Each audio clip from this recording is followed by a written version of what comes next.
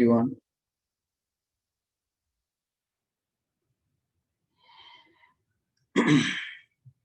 Wish you all happy New Year, and I hope you all of you had a happy Christmas. So, Happy New Year to you. thank you. Happy New Year, Happy New Year, Swamiji. So we Happy will. New Year, Swamiji. Thank you, thank you, thank you. So we'll begin the class. Om Yogena Chittasya Padena Vacham Malam Sharirasya Cha Vaidyakena Yopa Kurutam Pravaram Muninam Padanjalim Pranjali Ranatosmi Stve Padanjalim Vyasam Shankaram Chamunitrayam Katra Sutrasya Bhashyasya Kramat Vivaranasya Cha. Those who join this series of classes later and not listen to the exposition, the explanation of these invocations, you can always ask me to repeat, to explain this invocation verses again. I'd be happy to do that.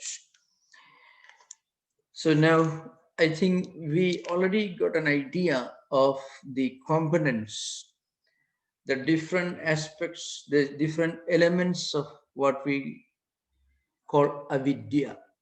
So avidya is sometimes translated in the earlier translations into the English expression is called the unconscious or the consciousness undifferentiated sometimes. That's how they translate it during the early years of the introduction of Yoga Sutra into English, especially the Harvard oriented series and many similar earlier publications before the Second World War translated this word avidya into something like undifferentiated consciousness or consciousness undifferentiated.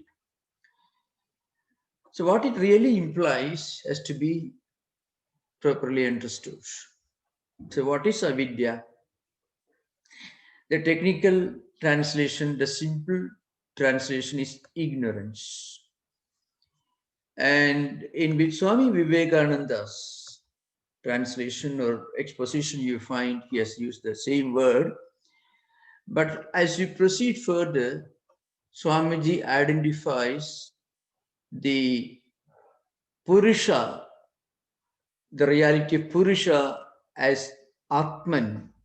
That's how Swamiji equates. So you find in Vivekananda's exposition of Yoga Sutras a more holistic approach. Because otherwise, Yoga Sutra only helps us to understand the workings of the human mind. Especially, it gives a very clear idea, even if you're a total non-believer. If you don't believe in anything other than the body-mind complex, if you are just a layman who is not at all interested in anything transcendental, Yoga Sutra will give you a correct understanding of what our true personality is. You don't have to be a spiritual aspirant to understand that from Yoga Sutras. But it also takes you to the next stage of your spiritual cultural evolution. That is, what happens when people die? Is everything gone? The big question is haunting philosophers and thinkers and religious teachers for thousands of years.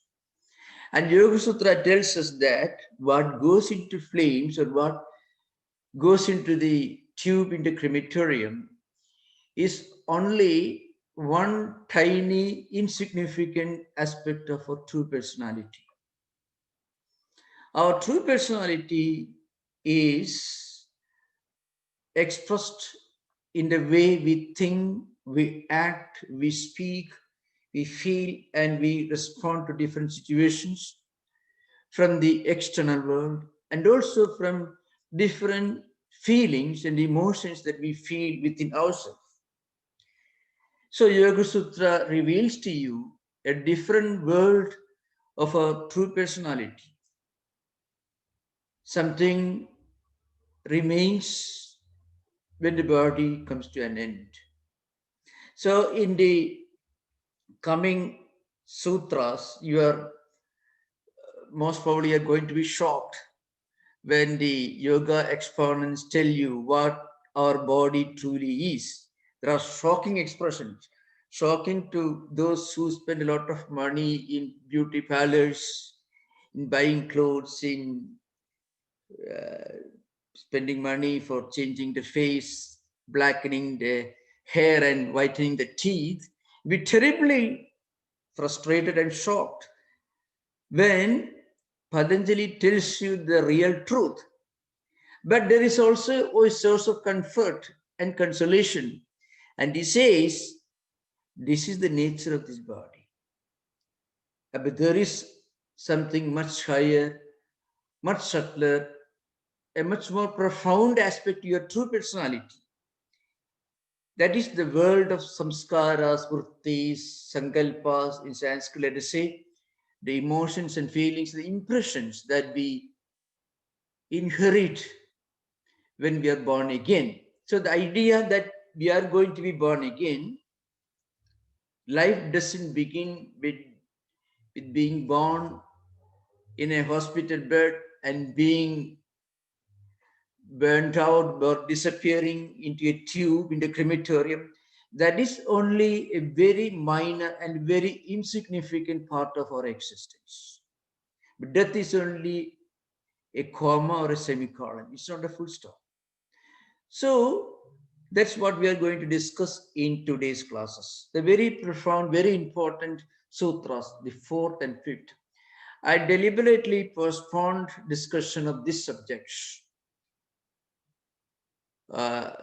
So I gave you an idea of raga, dvesha, and abhinivesha. These three kleshas, just to make our mind ready for understanding the true meaning of what avidya is. So in the fourth sutra, avidya itself is defined as the genesis, the cradle, the fertilizing ground, the womb of all kleshas. So kleshas are also a very interesting word.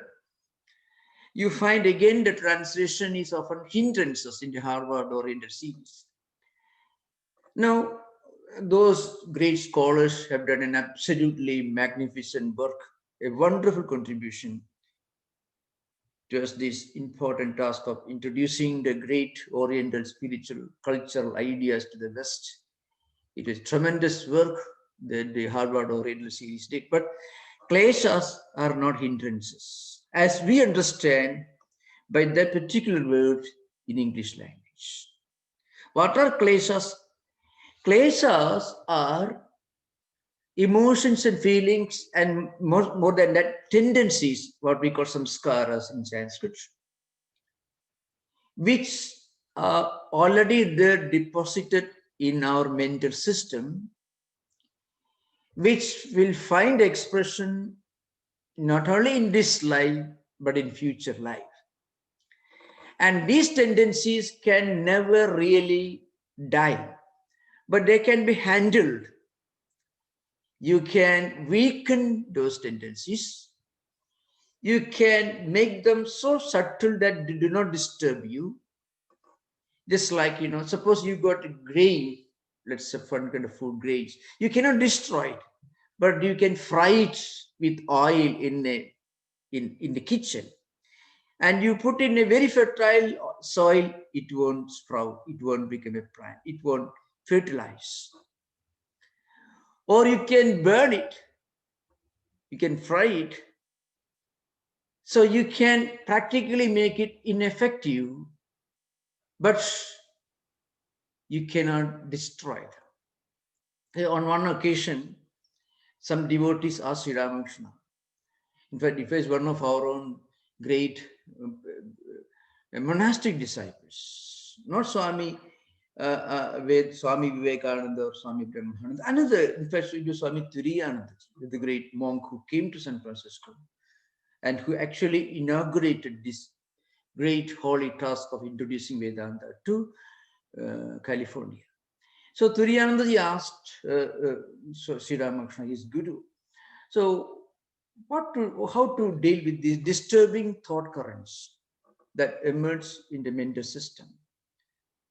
How can I destroy them? As Sri Ramakrishna's reply was, you cannot destroy them, but you can certainly handle them. You can turn them into something creative and constructive. Then they become as good as completely subdued, or as they become completely neutralized. So you can find here the fourth sutra is this one, that is the avidya kshetram uttaresham prasupta tanu vichunno dharanam. This is the sutra. Now, many of these Sanskrit constructions need some kind of a rearrangement to make it easy for us to understand the meaning. It's called putting in prose order. It's called, padacheda. I mean, splitting words and putting them in the logical prose order of the meaning. So if you do that, it means avidya. What is avidya? So what is avidya? Avidya is our natural state in which we are not fully aware of what we actually are, what our true identity is. That is the most psychological way of putting it, as far as I can think of. So, but then in simple word, we can say ignorance of our true personality, ignorance of our true identity. So when we are not aware, or when we are not knowledgeable about our true identity, we mistake ourselves to be many other things that we actually are not. So in the technical language of Yoga Sutra, we identify ourselves with whatever we experience outside, because we have not understood what we really are. We have not understood that we are Purusha, we are the consciousness, we are the Atman. So we identify ourselves with many things going on around us, and so we become happy, unhappy, etc.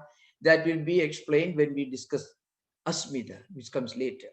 So here, avidya prasupta tanu vichinna udaranam. This is the, so avidya, what is avidya? Avidya is defined as the genesis, let us say, the breeding ground for all the other kleshas, which are discussed later: asmita, raga, dvesha, and abhinivesha. These are the four kleshas that come after avidya. Our wrong sense of our own identity, and then our extreme infatuation to certain things, and its opposite, our aversion to certain things, and again this lingering fear of our own disappearance or extinction. The fear of death I mentioned last time, which expresses itself in the feeling that we are eternal, so we cling to our own identity because we don't know what we really are. So that's the idea behind. So now all these are different kleshas which emerge in avidya. So what are they? So they're explained. Sometimes, they are dormant. Some of these are dormant. It's called prasupta or pralina, it is called.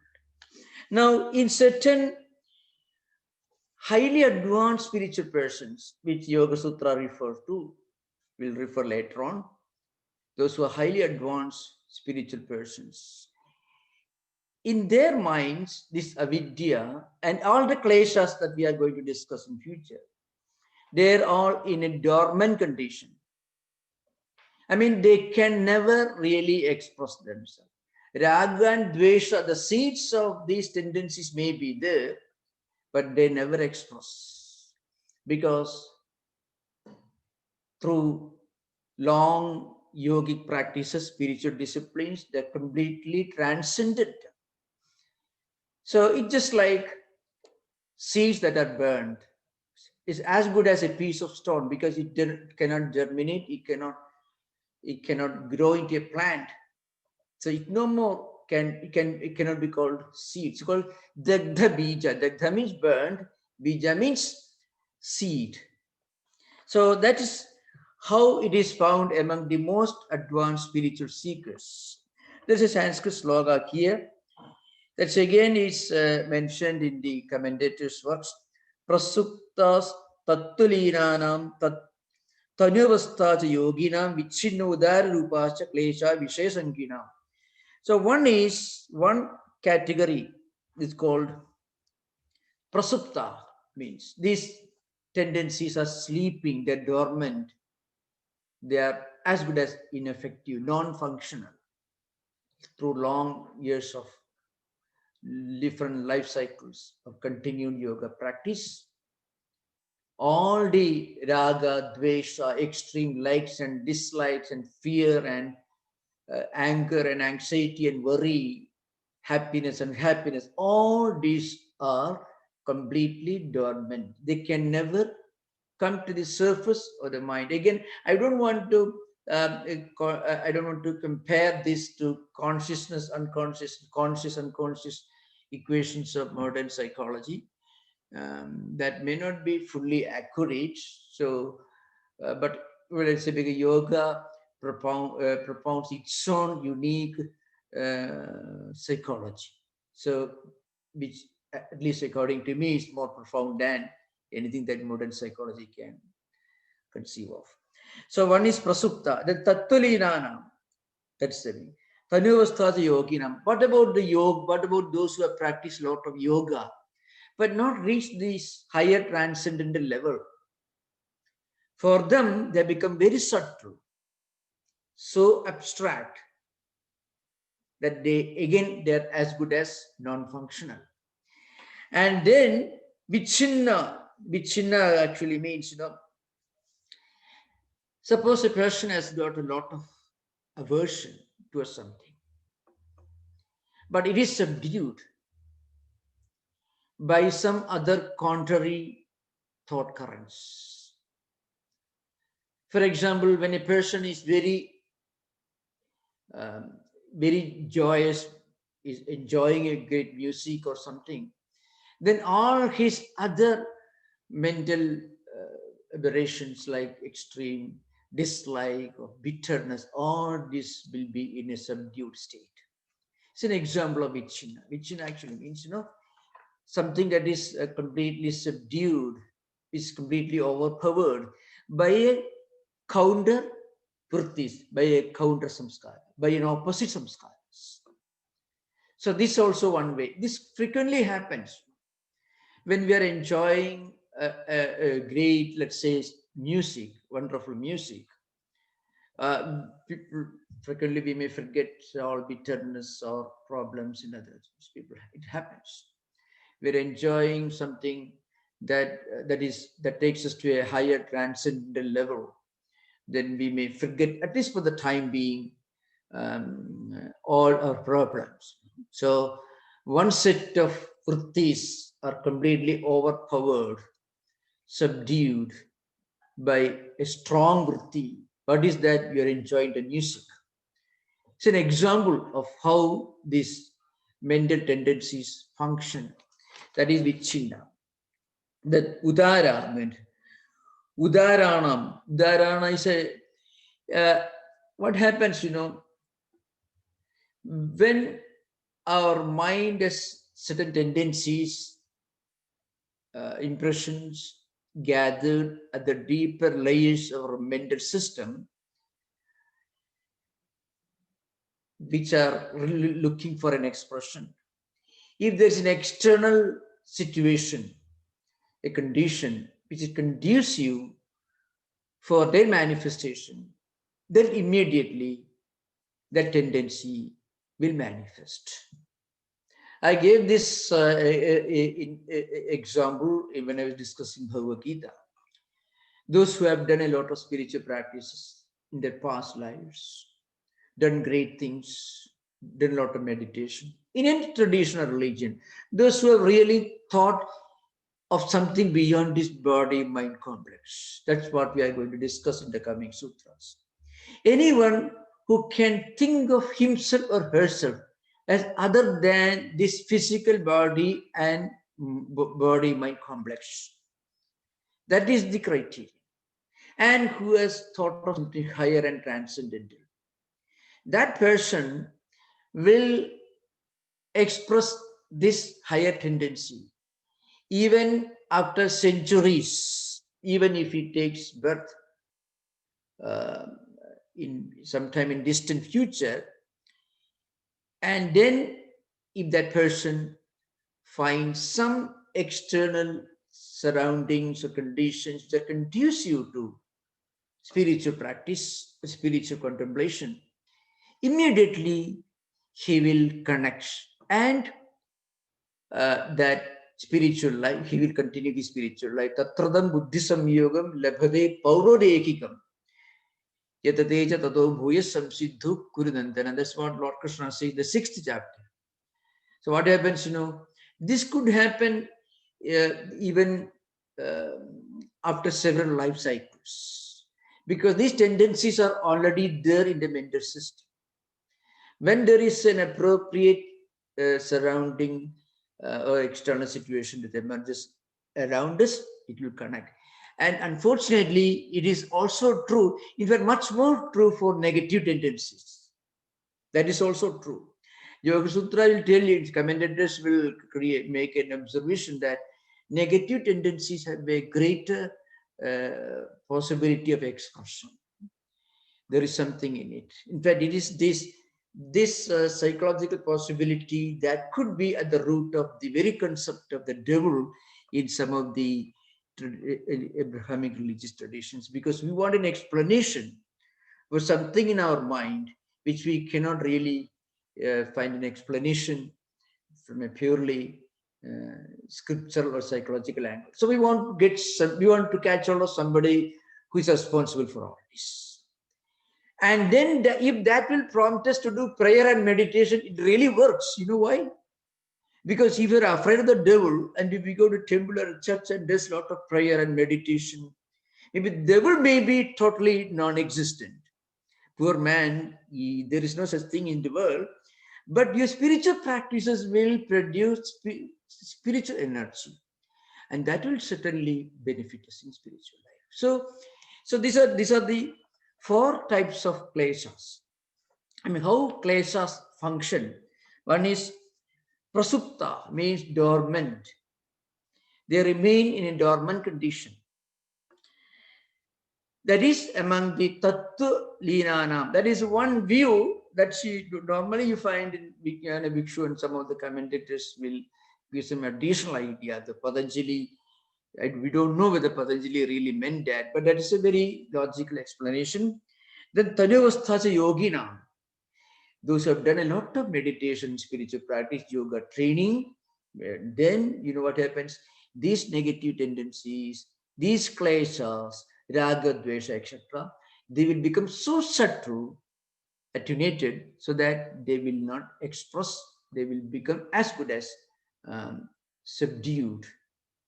That's idea. It's just like, let's say another example is a cobra, a poisonous cobra. And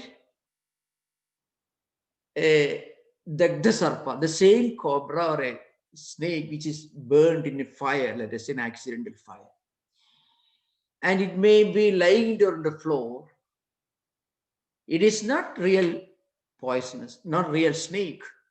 It can't do any harm to anybody.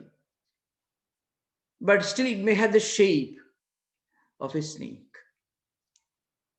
A seed may look like a seed, but it is burned and cooked like that.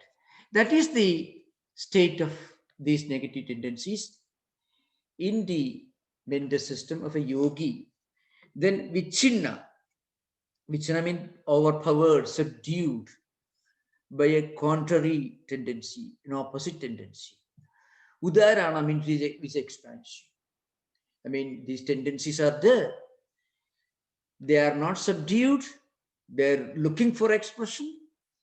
If there is a tempting situation emerging from external conditions, suddenly this tendency may express. A person who have a good tendency may express that tendency. A person who has a bad tendency, he also will express it. That's the idea behind. So now, what is avidya? Avidya is nothing but kshetra, means the breeding ground, the source of origin of all the uttaresham. It means the other kleshas which are mentioned after avidya. That means asmita, raga, dvesha, abhinivesha. All these they take birth, they have their origin in this avidya. So that is the idea behind. So sometimes you find a Yoga Sutras uses words like klesha bijas. Klesha bijas. The bija means seed. Seeds of klesha samskaras. What are klesha samskaras? Klesha samskaras are those samskaras, those tendencies which may not express in this life, but can and will express sometime in our future life cycles. So that is an important point. Remember, somebody sometime may ask this question. I have been asked this question frequently. Does it mean that we should be always watch our mind, what our mind is thinking? You go crazy. You can't do that. You cannot watch your mind and let me see what my mind is thinking now. I should force my mind to something good and creative and constructive. We can't do that. What we can do, we can take up some higher ideal as our life goal. It could be anything. If we cannot pray and meditate, we should do something that's good, that is proper, that be good for our life and also good for others also. Something creative and constructive at a physical level, intellectual level, mental level. If you take up, then what happens, our mind and mental energies of this chittam, the mental world, will move in one direction, and that will generate lot of productive, constructive, creative tendencies. So that is how human personality expresses itself according to the fourth sutra. It is a very, very important sutras. And here I just want to refer to one great commentator. As again, his name is Vijnana Bhikshu, who wrote this well-known book, Yoga Vartika. So he has something very profound to say. Vijnana Bhikshu. Atra Vidya Kshetram Prasava Bhumihi Uttaresham Asmidadinam. Prasava Bhumi means the place where they are born, the womb of the klesha samskaras. That is avidya. So then he says, Tatraka Prasuptihi Chedasi Shakti Matra Pradhishthanam Bija Bhavo Pagama Tasya Prabodha Alambane Samukhi Bhava. So what is this is? What is this Prasupti state, the dormant state according to Vajaspati? It is the presence in our mental system of other kleshas like asmida, raga, dvesha, abhinivesha, etc. in the form of a seed. Again, the seed is not going to fertilize. The seed has lost its ability and power to create problems, but it is there.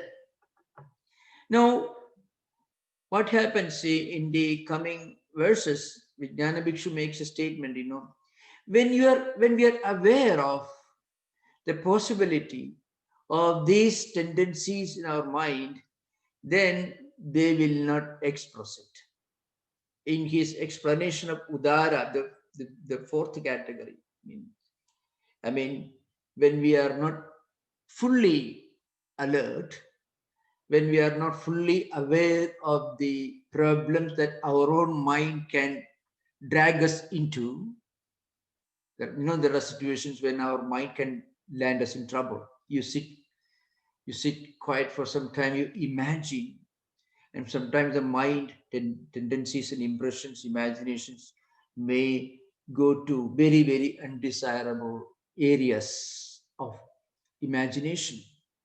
And that can lead a person into corresponding undesirable actions. And those actions can land us in trouble. That is the example of what happens when a person is not alert, is not aware of his own mind and its tendencies. So that is the example of udara, means where you're completely off guard. The total contrast to prasupta. Prasupta state is characteristic of a highly advanced yogi, where the kleshas are completely dormant, non-functional. Udara state, the fourth category, is an example of what happens when we do not try to practice any self-restraint. We don't care for any kind of self-control. So yoga can be roughly, broadly defined as an effort to put ourselves in some kind of self-restraint or self-control, balance. That in that sense, when we totally listen to our senses, when we totally are at the beck and call, completely controlled by the passions of our own senses, then what happens, our mind becomes so weak, we become so weak that we become overpowered, we become tempted, our mind will go to undesirable channels. That is the example of the fourth category, Udara state. But the Prasupta state, what it means, what it means is that these tendencies are completely under control. So prasankhyanavatu dagdha klesha bijasya samukhi bhude api alambanena so punarasti. That means because of your spiritual practice, you get prasankhyana. Because of your proper understanding, you know what happens in a person in whom this awareness has arisen. The seeds of kleshas, this samskara, klesha samskaras are completely burned. And then what happens, they don't awaken. Even when we are face to face with tempting situations, these negative tendencies will not drag us into undesirable channels. That's what happens to a person in whom these tendencies are completely transcended and so become dormant. So this is an example. Now we'll go to the next sutra, that is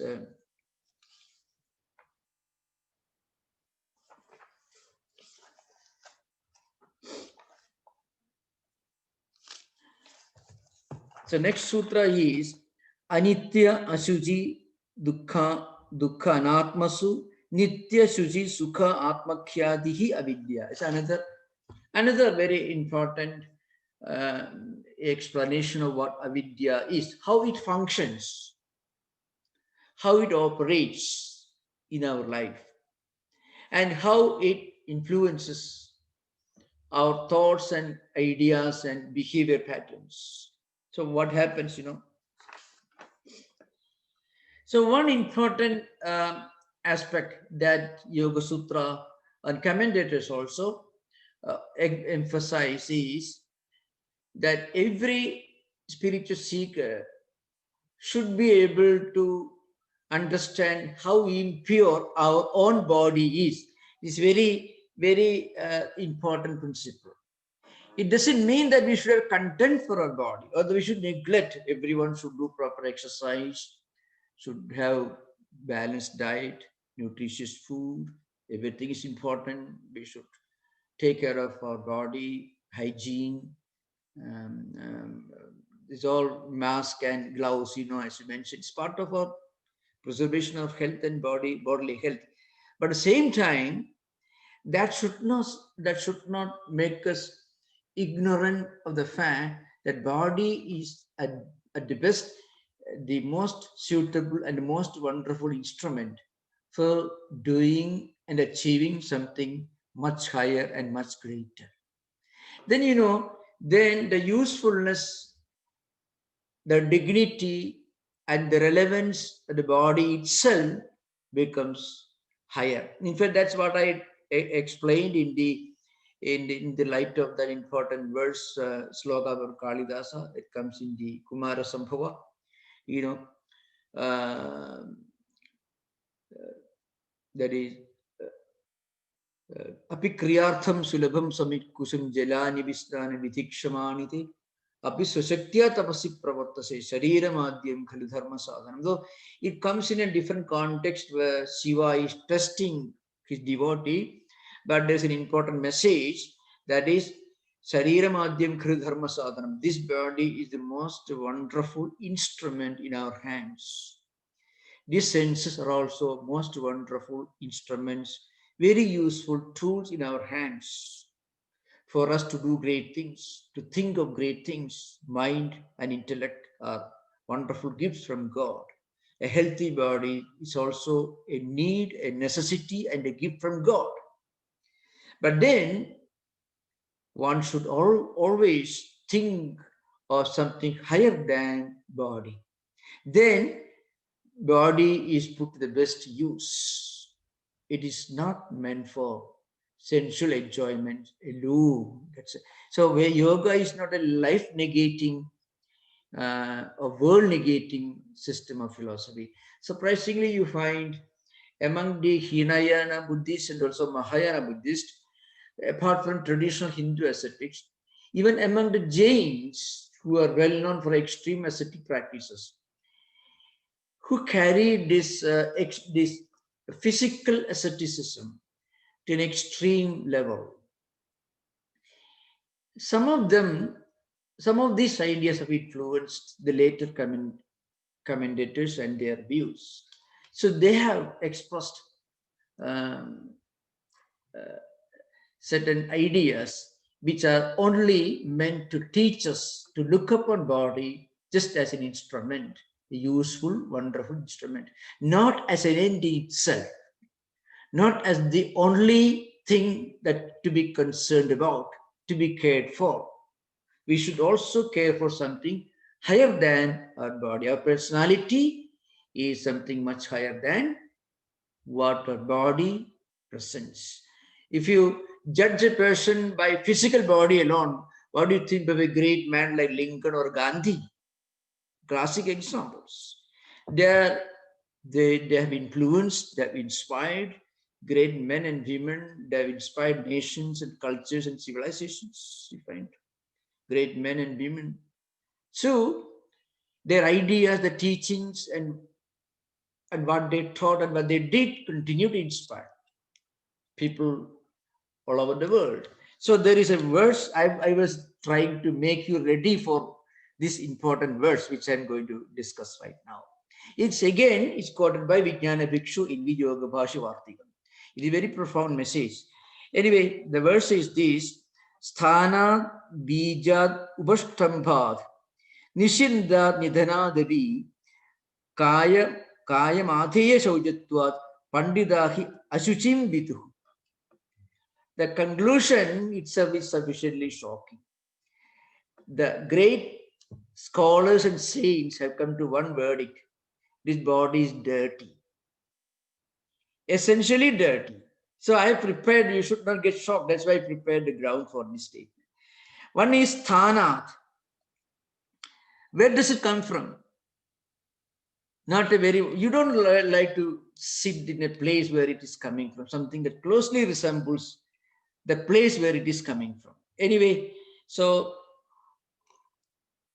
Jnana Bhikshu has already quoted and explained, so I don't want to repeat what he says. So sthanam, where it comes from, bijam, the biological genetic origin. Upasthambham, and again everything is made of food, what you eat and what you drink. So all the physical things, the bone, the marrow, the blood, and things that you cannot avoid washing your hands if you touch, So that's what he says, Upasthambha. Nishyanta means, it's said that the body has got 9 openings. Anything that comes out of the 9 openings, you have to wash your hands. So it's called Upasthanga. Nishyantam means it's called Navadwaras. 9 openings in the body. Anything that comes out of these 9 openings, you should wash your hands. Nithanam, and again, whatever you do, you eat healthy food, do exercise, if still maximum. Ramanuja lived for 120 years, Buddha for 80 years, Shankara for 32 years. Now, Christ for 30 years perhaps. Now, the point is, Vivekananda for 13, from 1863 to 1902, that is 39 years. Sri Ramakrishna also just about 50 years near. So, all these great men, whether Buddha or Christ or Sri Ramakrishna, anyone you take, so I don't think that Ramanuja went to gymnasium every day to preserve his body. He lived for 120 years, he said. Still, he has to die. This body has to be dispensed with at some point in future. That is what is meant by here. But meant by this particular word.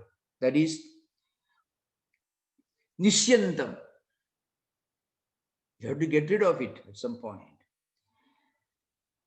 And then Adheya Saujatvam.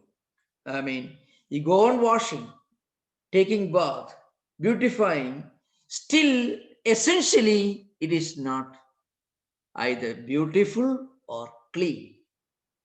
Because again, the beauty is only for the skin that covers what it covers. That's all. That's the meaning of the verse that Vijnana Bhikshu quotes. And therefore, this body as such is great and good. We should remember. Kalidasa says, no, Mukhyam Sadhanam. It is the most interesting, important, relevant, useful instrument for a higher purpose. That's the idea. It has a positive importance and relevance. But as such, it is nothing more than a great, wonderful instrument. So that is the idea behind here. So it is also anitya. Anitya in the sense, it doesn't last long. I mean, it has a beginning, it has an end. That's the idea behind. So Asuchi. And the point, in spite of all that, we have a tendency to look upon what is impermanent as permanent. And we have a tendency to be deluded into thinking that this body can be kept clean and healthy and eternal. It's not going to happen. So that is why avidya is nothing but mistaking the impermanent as the permanent, the non-eternal, mistaking the non-eternal for the eternal, mistaking the impure for the pure, and mistaking what is actually painful. It is sukha. So that is a nitya, shuchi, sukha, atmakhyadi, avidya means. So what it mean? Anitya, ashuchi, dukkha, anatmasu, nitya, shuchi, sukha, atmakhyadi. So what is actually dukkha, we mistake as sukha. And what is actually anatma, the non-atman, the non-self, the non-atman, we mistake as atman. What does it mean? Atman is something that we consider to be the highest, the most sublime, the eternal, the transcendental, the embodiment of purity, the embodiment of everything that is positive and transcendental, sublime. And a normal person who may not take to anything higher in life, such a person is not, in other words, he is not a yogi or he's not a spiritual seeker. A spiritual seeker can be, in a broad sense, can be called a yogi. Now, such a person, what happens? He looks upon this body and the senses as the eternal, as the embodiment of purity, as the source of all joy, and as the eternal reality. This is how avidya functions. It's a functional definition of avidya. The first one is psychological definition. It is a functional definition of avidya. So this is the definition that you find here. If you have got, I think, those of you who may have heard this particular sloka that I quoted, which where the particular one I mentioned, that is sthana bijad upasthambad nishyandad nidhanadavi kaya mathaya shaujatvat pandidahi ashuchim viduh, means there are 6 causes, 6 ways of expressing our natural instinctive ignorance or our lack of awareness of the reality, how they express in our daily life. That is mentioned here. That is, wise people consider this body as impure, etc., as the source of all problems, etc. Here we should understand from a higher perspective, this body is certainly a wonderful instrument, but still spiritual life begins when we look for something higher than what we experience with our senses and mind. That is true in Vedanta, Yoga, Buddhism, everywhere. When we look for something higher than what we see with our eyes and what we hear with our ears, what we understand at the empirical level, when we look for something higher, that is the beginning of human evolution beyond the biological one. That's the idea behind. That's what happened to Buddha when he left his palace and went to Bodh Gaya and sat under the tree and became Buddha. That's what happened to Christ. That's what happened to every great spiritual person, any tradition. I mean, they just outgrow their infatuation with the empirical, with the sensory world. So that is the implication of this particular sloka.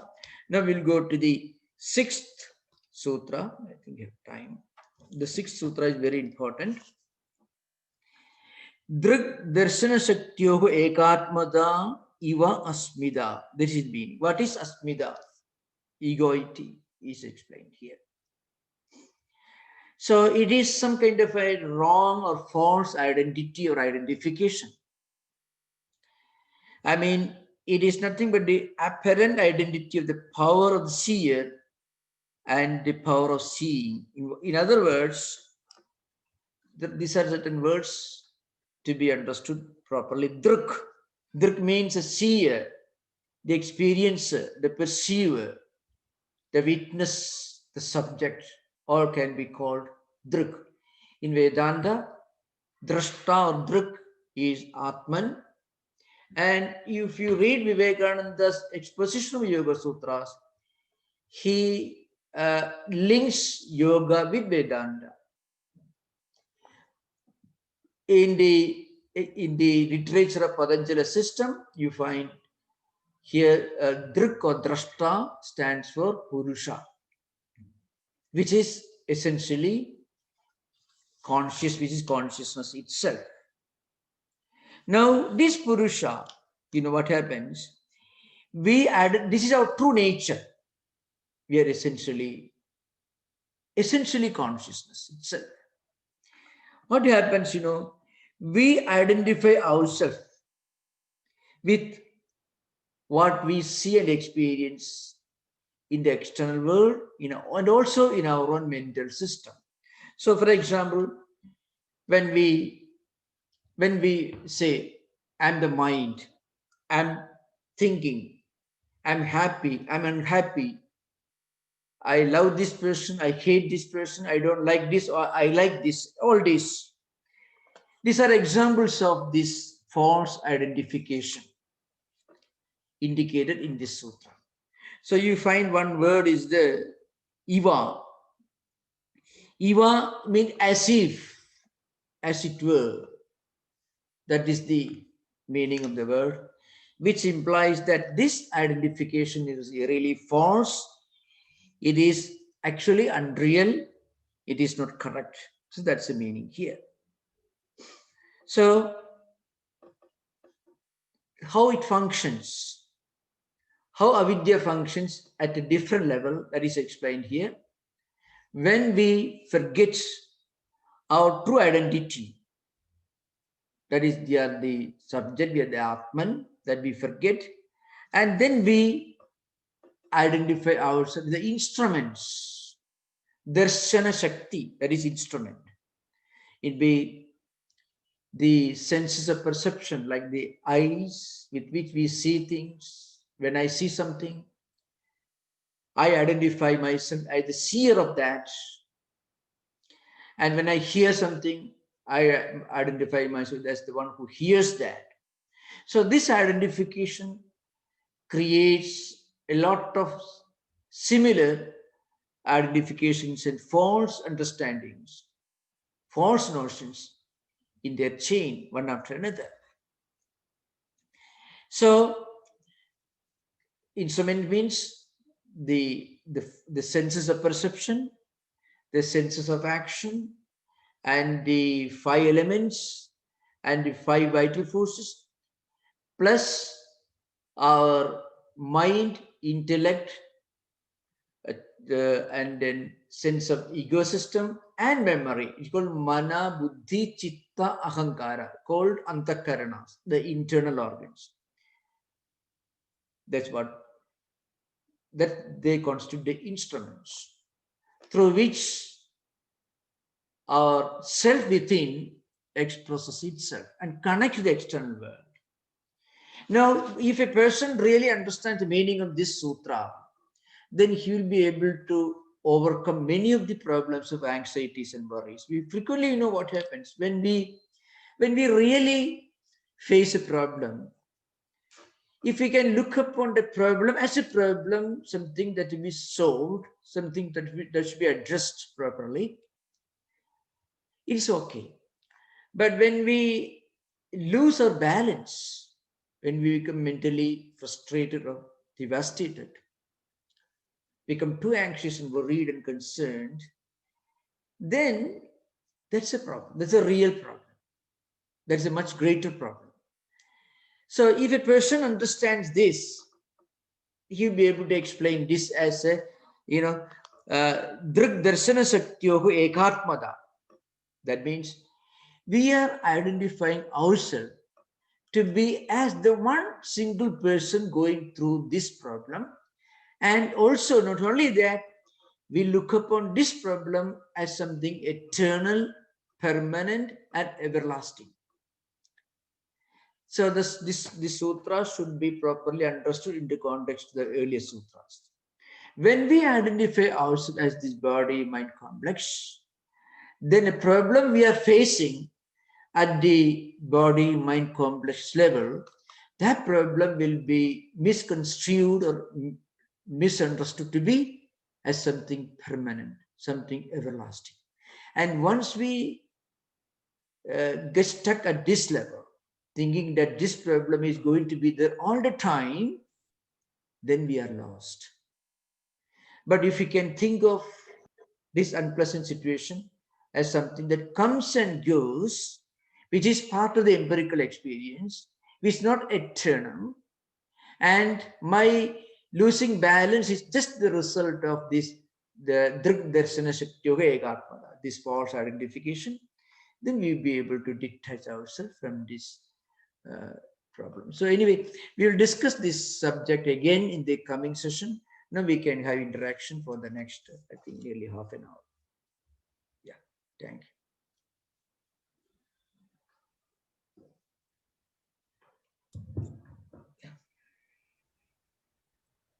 Hari Om Swamiji. Swamiji, close to the beginning of the class, you said when you're defining avidya in various different ways, one of the definitions you gave was avidya is our natural state where we are not aware of our true identity, right? Once we are aware of our identity, won't this identity disappear into pure consciousness? Won't there no longer exist a separate identity?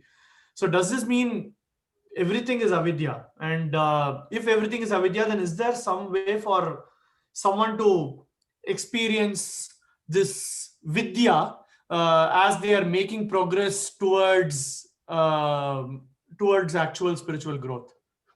Avidya is something that we eventually realize to be unreal when we transcend it. Avidya is not an entity. It is a state of our being unaware of our true nature. So once we become aware of our true nature, then the very question of the nature of avidya, going beyond avidya, doesn't appear at all. The example, suppose you mistake a rope for a snake, and when you bring light, then you realize it is not a snake but a rope. Then you don't really worry about why did I misunderstand? Why did I mistake the rope for a snake? That question will never arise because you have understood uh, the the the real thing for what it is. Similarly, a correct understanding of avidya is this. It is something that really never exists. But the fact it doesn't exist is clear to you only when you go beyond it. So any discussion of avidya is totally irrelevant, because Shankaracharya himself said avidya as Maya is beyond definition. It is Mahadbhuta Anirvachaniya Rupa. It cannot be defined, it should be explained. There are many things in the world that we cannot really put in words. So even if you write a big volume on this subject, that book and all the words you have used will be only an approximation, and especially something which is essentially based on our experience, based on the spiritual evolution. So a discussion of avidya, it happens in many scriptures that fundamentally it is defined as something beyond words, beyond explanation. But you understand that it really doesn't exist only when you go beyond it. So then, I, Swamiji, I have, yeah, yes, I, Swamiji. should, I should come to complete. Now the point is, in our practical life, we may ask this question. So how do I confront this problem? We may ask the question. So, uh, as we step into spiritual life and do any kind of spiritual practice, then our mind begins to evolve and our mind begins to. Then we find from that level, when you think of avidya or God or whatever, any spiritual subject, we will change. I mean, we will get a much more correct understanding of it. That's why uh, some of these deeper questions, which are defined as indescribable, anidvachaniya, can be properly understood only when we step into spiritual life. That's the idea behind. This is an important point. In fact, this whole idea you find in the Brihadaranyaka Upanishad, there's a big discussion. Gargi Brahmana, it's called. Yajnavalkya and Gargi, big debates. And the Gargi at one point goes on asking questions. Then Yajnavalkya replied, Gargi, be careful, your head will fall off. You find that. In fact, that is an English translation. That is true.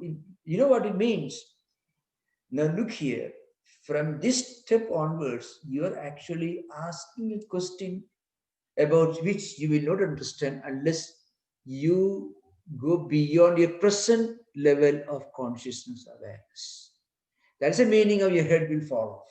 So many people who don't study Vedanta in a very traditional circles with the Bhashyas and Tikas, Frequently, they are, what is the mean? The old man is cursing the lady. It's not a curse. So you find in the, how do you say, beyond a particular limit, you find spiritual ideas, even yoga ideas can be understood only at the experience level.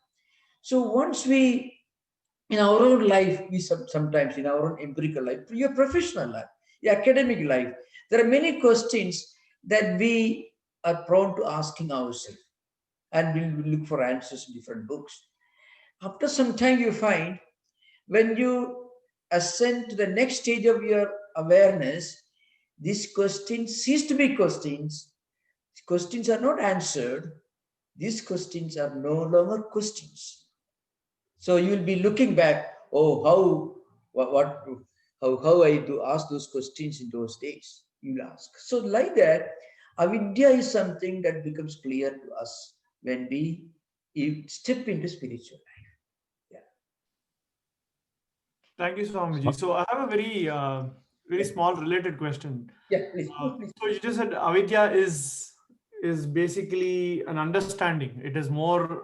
It is not really a certain thing, but Yeah, it is a state where once you cross it, once you get to the reality, you understand that what you had yeah, yeah, previously experienced was unreal. yeah, Um, right. So now, is this kind of a state where one can regress back? Like, say, I see a snake, I see a rope, I think it is a snake, I turn the light on, now I realize it is a rope. Then I turn the light off, I go to another room, I come back after a while, I again see the rope, and I again think it is a snake.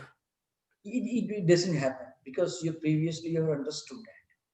But the point is, now this analogy is apt, but when you use this analogy and use it to expound a spiritual experience, you should know there is a detailed description of this. What is the state of a jivan mukta, a person who has achieved, who understood the reality, who has spiritual enlightenment.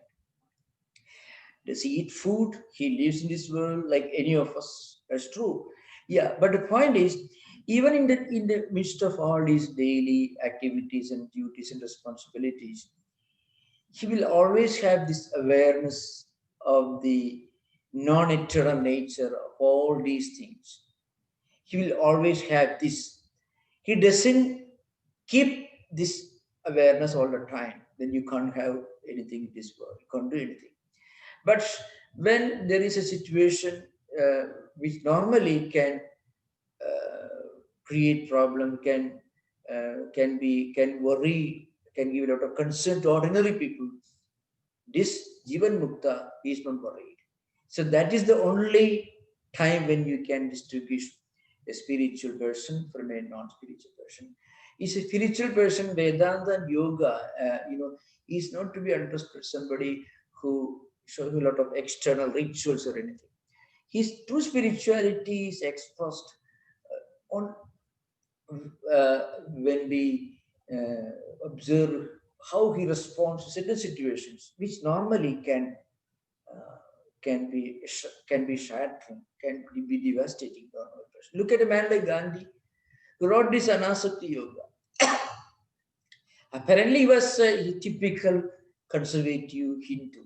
He was, but he very rarely visited temples. Practically never had any rituals performed in his name. Even when he, on one occasion, fought for the temple entry for the uh, downtrodden classes in South India, he did that. He never entered the temple, but he is considered to be a great spiritual man. How do you know? Look at the way he died. He was not frightened, he was not scared, he was not worried, he uttering the name of Ram, which he was perhaps uttering silently in his mind. Now, I'm giving an extreme example of a man who lived like a politician, but he was a saint all through his life. He may or may not like Gandhism, that's a different matter. But he was one of the greatest human beings the world has ever seen. God inspired people. So how do you define his religion? His religion or his spirituality defy the normal definitions and interpretations of religion and spirituality in any tradition. It's a classic example. True Buddha also, who did not believe in a, he was an agnostic, he did not believe in a creator God as we understand. So you find uh, they transcended avidya, but could Gandhi was, all the time he was busy creating headache with the British colonizers. He's a man, with a world politician, but he was a saint. There are wonderful examples. So in actual practice, uh, you can test a person based on how he responds to situations that normally will devastate a normal human being. That's the difference. Thank you so much, Swamiji. I have a question. This is similar to the avidya only. This is related to avidya, but I'm sure the answer you have already answered the question. But I want to know how to answer it properly if somebody asks this. Yeah. See, I was asked a question in Bhagavad Gita. It's related to this. What they said is, look, Krishna, if he is a realized person, he would not have seen anything other than Krishna because he would have only seen Brahman. That means he would be one with Nirguna Brahman and he wouldn't have seen even Arjuna to even talk to Arjuna. How do you explain that Krishna talked to Arjuna? Because he doesn't see Arjuna because all he sees is only one Brahman. He cannot talk to anybody. I thought you have to reduce the state of Krishna to a lower level. Please answer. Yeah. I can give the example not only based on Krishna but other great spiritual persons also. See, of course, you give the example of Krishna. The same Krishna, he was a very practical man. Very practical man. Yatra Yogeshwara Krishna Yatra Partho Dhanudhara Tatra Si Vijayo Bodhi Dhruva Nidit Madhimama. The last verse of the Gita is wherever there is Krishna, where there is Arjuna, there will be victory, there will be justice, there will be stable system, and so on. Actually, Krishna, after explaining all the Yogatraya and then the highest Advaita philosophy and so on, he says, towards the end of the 18th chapter, he says, never teach this, what I taught you, to those who don't have tapasya, who don't have the tendency to do the humility to do seva, and who actually criticize you from behind. So that's a very interesting statement as come Krishna. So he was a very practical man. The highest spiritual person who is a Brahmajnani, who have reached the highest spiritual experience. That is Brahma Satyam Jagat Mithya at the philosophical level, Brahma Satyam Jagat Satyam at the spiritual experience level. Even such a person, when he works in this world, he'll be working like a normal person. The only difference is he will be doing his work, and if he doesn't succeed, he won't be shocked, he won't be disappointed. If he succeeds, he won't be overjoyed. So the stability of mind, the stable equilibrium of his mind, that's what you find in a Brahmajnani. In fact, even in the case of Mahatma Gandhi also, coming back to subject, one of the prominent disciples of Sri Ramakrishna himself once made a statement, he's knocking at the doors of Brahman, means he's like a yogi. To Swami Turiyananda, who came to San Francisco, this is the founder of the Chanti Asrama. He observed with Gandhi, he is like a true yogi. So you find the stability of mind, the equanimity, the equilibrium of the mind. That's what really distinguishes Sthita Prajna, Sthita Prajna is just the person whose Prajna is Sthita. His mind is mental system is so established in equanimity and equilibrium. That is the criteria by which you can judge a person. Swamiji, namaskaram. I have a question on kleshas. You mentioned for realized souls that they, their kleshas are burnt and it doesn't really show up. But for people like us, where we have many kleshas, and obviously some of them are evident in this birth. There are many that we don't know that exist. How to identify, the kleshas that need to be taken care of at this stage, and then how to identify them is the first question, and then also how do you overcome those? What do you do to overcome those? Would be the second question. These places, we need not try to identify them. Mhm. But of course, one rider, see, suppose you feel, listen, some people are affected by extreme, I'm giving certain examples, extreme greed, for example, love for money. Then you think of the problems that too much of wealth can bring to persons, Mhm. problems greedy people have to face. So that's one way of uh, using a mechanism is called in the Yoga Sutra, Pratipaksha Bhavana means the Vichinna. Vichinna means one negative tendency can be subdued, it could be overpowered with the help of a positive tendency. That is the meaning of Vichinna. So all the kleshas can be prasupta, it can be tanu, it can be Vichinna, it can be udara. So one can subdue a negative tendency with the help of a positive tendency. But in practical life, we need not go about detecting or looking for our kleshas. If we spend our time and energy in doing good things and connecting with spiritual ideas, by listening, by reading, by associating with people whose association can strengthen and reinforce our own spiritual tendencies, that's enough. Then you find these kleshas gradually become weaker and weaker. You can very easily see. You can find children, at least in conservative homes, maybe not now, but in the early days, parents used to be very watchful about how, when they brought up children, they would say children should associate with only persons whose association will be a blessing, be help to them. Maybe not now, of course, it is against egalitarian culture, but there's a tendency, there's an interesting, even how we should try to make great ideas, positive ideas, spiritual ideas accessible to children. How children should be taught some of these great ideas, because those ideas will generate good tendencies in their mental system, and that will help them to grow up to be ideal citizens. So, teachings of great religious traditions, even not necessarily religious traditions, you create any great teaching from any person in any even non-religious traditions are grand examples of it, who are not necessarily religious. So these are great and useful ways of planting the seeds of good tendencies, good impressions, good samskaras in the minds of children. Then you find whatever kleshas, whatever negative samskaras they have, those samskaras will be subdued, will be weakened, and that helps us to grow to be ideal citizens. So in Thank you general, so much. Thank you so much.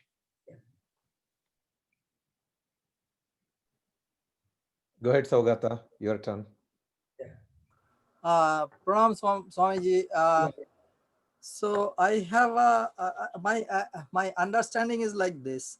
I mean, with Thakur, when we say Ashmita, Thakur, in Thakur's way, it is Kacha Ami, and yeah, if we say Purusha, it is Paka Ami. yeah. Is that correct? Yeah. This is a very practical, simple way of explaining to those gathered in Siddhartha. So Siddhartha says, no, Kachami means not mature, immature. So Siddhartha says, of course, there, Siddhartha means by the, means a sense of pride and identity, aham bhava. The person is very proud and very confident of his abilities and what he is. He can put all this at good service. So if you want to be, you're very proud, then you try to be proud of doing good things and eventually be proud of being a devotee of God. In Sri Ramakrishna's words. You be a servant of God. So that is also a kind of pride, a kind of egoism. But that egoism will eventually take you beyond egoism. So all mental aberrations can be put into good service. That's the meaning of what Sri Ramakrishna said. He told Turiyanandaji. Turiyanandaji asked this question. So how to deal with these disturbing thought currents? That is the question that Turiyanandaji put to Sri Ramakrishna. The early days of his training. The Sri Ramakrishna said, you cannot destroy it. Because Sri Ramakrishna is a vritti, coming samskaras. So we turn, but you can turn your mind into something creative and constructive. So actually, this asmita is also a kind of vritti. Kleshas are vrittis only, klesha vrittis. So this I'm very proud. I'm proud of what I am or what I did, what I achieved. Well, then try to turn that mind with so much of pride into something creative and constructive, something spiritual orientation. So that's why Sri Rama says, if you're proud, try to be proud. I'm a servant of God. Let it be. That's okay. Because that will help you to slowly go transcend this sense of pride, go beyond pride. The second way. Every human emotions can be put into some good service, and that will help us to transcend the body identity. Thank you, Swami. Yeah. Swamiji, Pranam, I have a Yeah. question. So while we say we are ignorant of our true nature, I also feel that there are subtle clues out there which makes us intuitively be aware of our true nature. For example, when we talk about who we are, we point to our heart. Or externally, people may see us changing quite a bit, but deep within, we feel that I'm the same. Like I feel the same as when I was 20 years old. Are these intuitive clues to be us being aware of our true nature? Not necessarily. Not necessarily. If this awareness, if you can retain this awareness, and this awareness helps you to do spiritual practices, then it's a proof that it is something constructive and creative, genuine. That is true. But otherwise, some flashes, some impulses need not necessarily be related to this. If with all these, if we feel at home, when we do something noble, when we try to do some spiritual practice spiritual discipline, if our mind is ready to cooperate, if we don't feel any inner conflict, that means our mind has got a surplus amount of positive vrittis, samskaras. I mean, some negative kleshas are all subdued by one overpowering ambition and desire to achieve something higher in spiritual. That's why it comes in later in the sadhana, sadhana pada itself, the parinama samskara is mentioned here. Parinama tapa samskara. That comes later. Guna visheshachas dukkhameva sarvam vivekina. So parinama samskara is a transforming samskara, a higher ideal, an ambition for something higher and spiritual, in spite of everything going on fine in the empirical worldly level, you have no problem. Still, you look for something higher. So that higher aspiration is a proof that we have a surplus of spiritual, healthy samskaras in our mental system. That's the idea. And so we can easily dictate where we stand by trying to meditate. And if you don't feel any conflict, it means our samskaras perfectly cooperating with us. Mind is in friendly terms with ourselves. That's what it means. Thank you, Swamiji. Swamiji, namaste. The question is on Vichinna, as you are describing. Yeah. Many times we are, maybe there are people who are singers or we are attending these lectures we are actually overpowering our bad tendency, but there is still Maya. So we still need to do action or service, right, Maharaj, to overcome that. Just which in overpowering, will it diminish completely, or we should still have to overcome that bad vrittis to get the Yeah, gnana? yeah. When Patanjali mentions Vichina, there are two aspects to that. One is he gives an example of how certain kleshas function. An example of Vichina kleshas. When one klesha, one vritti is subdued or overpowered by another one, then the one which is overpowered doesn't express itself. The another aspect to it is we can always try to weaken or not repression as we understand in modern psychology, because it has a destructive, a negative fallouts consequence that should be understood. It's a but here what it means, you are actually trying to uh, take an ascent in your own mental level. So suppose a person is disturbed by too much of ambition, too much of certain things, and because he's a spiritual seeker, he's aware of it. When we turn to spiritual life, what happens? We become aware of some of these things going on in our own mind. Unless we take the spiritual life, we don't become aware of this. When you become aware of this, its power is almost weakened. This is an important point to understand. In spiritual life, when we are aware of the possibility of our own mind having some negative samskaras, and where this awareness itself will help us to weaken it. And then we can take the help of something, some positive samskaras to make it vichina, to subdue, to overpower negative samskaras. It is possible. But again, it may come back. But constant attempt to uh, subdue and overpower negative kleshas, negative samskaras will certainly help us to stay stable in positive tendencies. After all, kleshas are all function as samskaras. And samskaras come from previous life cycles. It's called karmasya. Karmasya is like a huge reservoir, huge bag in which all the samskaras are deposited. When they are klesha samskaras, they don't necessarily express themselves in one life, but they will express in future life cycles. So they may express at any time. But once we become aware of this possibility, half the battle is won. Because then we become aware of this possibility only when we become aware of the need to go beyond, to transcend it. Our awareness of this possibility of being tempted by negative samskaras and our awareness of the need to go beyond it, they act together. Then what happens?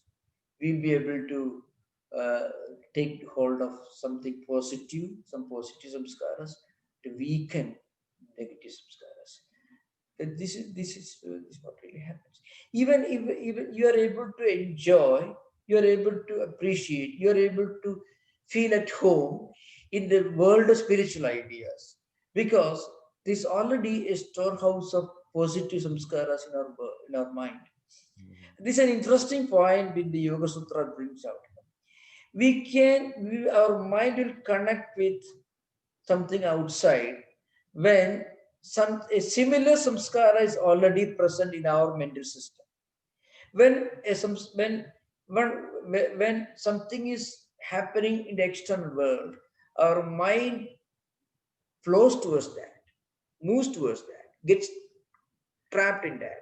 That's because there is similar samskaras which are already deposited in our mental system. It may be coming from previous life cycles. So they connect. So similarly, if we go on increasing our positive samskaras, then our mind will naturally will become stable and will be established in equilibrium, stability and equanimity. Yes. Thank you, Bharat. So there is one question on YouTube. Last question maybe. What is tapas in simple words? Is that a cleaning process? Krishna Kumar Chokkalingam asks on YouTube.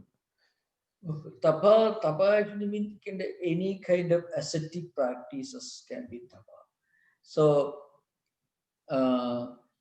according to first sutra, tapaswadhyaya ishara pranidhanani kriya yoga. So tapa can be any kind of spiritual practices. Any kind of spiritual practices that involves self-restraint and self-control and concentration. So karma yoga is one way, bhakti yoga is one way, jnana yoga is one way. Any of these can act as tapa. Tapa, and even in the ordinary parlance, by the word tapa, we mean some kind of austerity, practicing ascetic, doing ascetic practices. That is also helpful, no doubt about it, because when we try to practice some self-restraint in our own daily life, some kind of a discipline without exceeding it, extreme asceticism is not recommended either in yoga or in Vedanta. But moderate ascetic practices will be certainly helpful, because that will help us to get our mind ready for higher practices in yoga. This is true of Vedanta also. Thank you, Maharaj. Naveen, please go ahead and ask your question, maybe the last question. Namaste, Maharaj. This is morning in India now. I'm calling from India. I'm talking from India. Actually, I want to know, out of curiosity, I want to know the difference between this 4 yogas and this Kriya Yoga. What is Kriya Yoga? Oh, Kriya Yoga. Kriya Yoga is defined in the first sutra of Patanjali Sadhana Pada.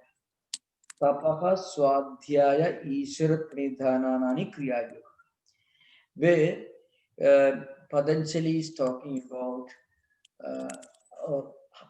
stepping into yoga life.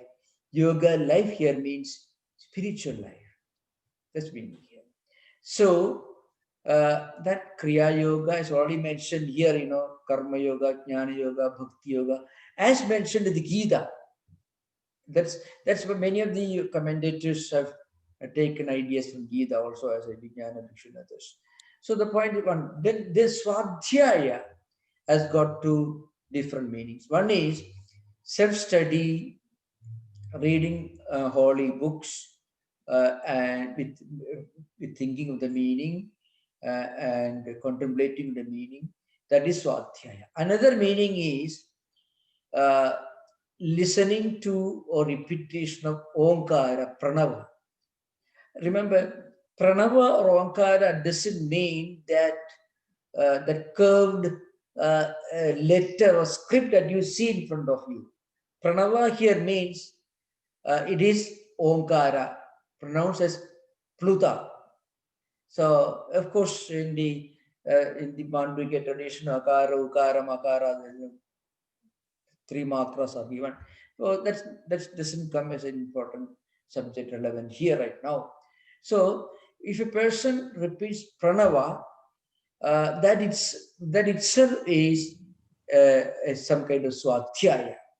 In the broader sense, we can say if you have got any sacred mantra that you consider to be very sacred, if we can chant it with great sadhana and sanctity, sense of sanctity, that can create spiritual vibrations in our mind, can create a feeling of inner tranquility and peace and contentment.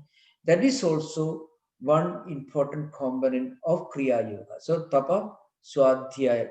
Ishvara Pranidhana has got different meanings. Many commentators like Vijnana Bhikshu as quoted from Bhagavad Gita, Yadkarodi Dasnas, Yadjugoshi, etc. It also can mean prapatti, as understood in the Ramanuja Vaishnava system, Sharanagati. I mean, resigning everything to God and God's will, considering ourselves to be God, servant or whatever. That is because yoga doesn't contain any direct reference to any of the monotheistic systems of Hinduism, but different commentators have explained in different ways.